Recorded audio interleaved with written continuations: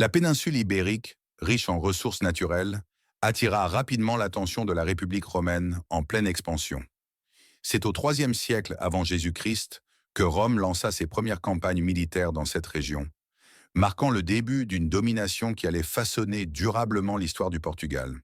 À leur arrivée, les Romains identifièrent trois groupes principaux sur le futur territoire portugais: les Lusitaniens au centre, les Celtibères à l'ouest et les Galaécies au nord-ouest. Cette classification confirmait les différences entre le nord et le sud du territoire. La péninsule représentait un carrefour de populations venues d'horizons divers, Europe du Nord, Afrique et Méditerranée, sur lesquels allait s'implanter la culture romaine. Les Romains tentèrent d'abord de rallier les tribus celtibères.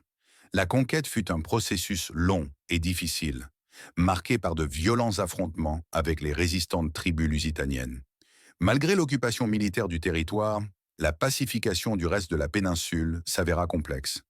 Les Turdétans au sud et les Lusitaniens à l'ouest se rebellaient régulièrement, infligeant parfois de sérieuses défaites aux Romains.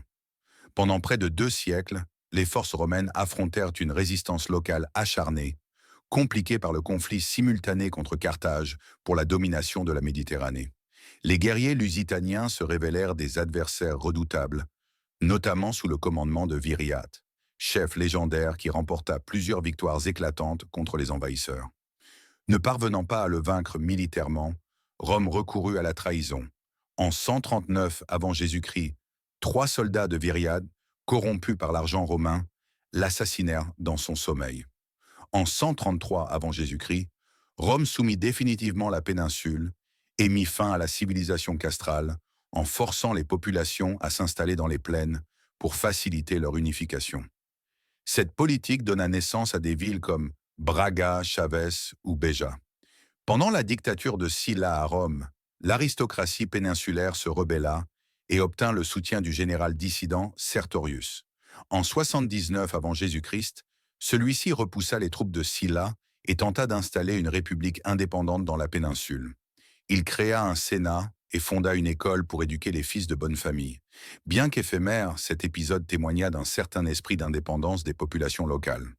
Le territoire fut finalement pacifié et colonisé par Jules César vers 60 avant Jésus-Christ.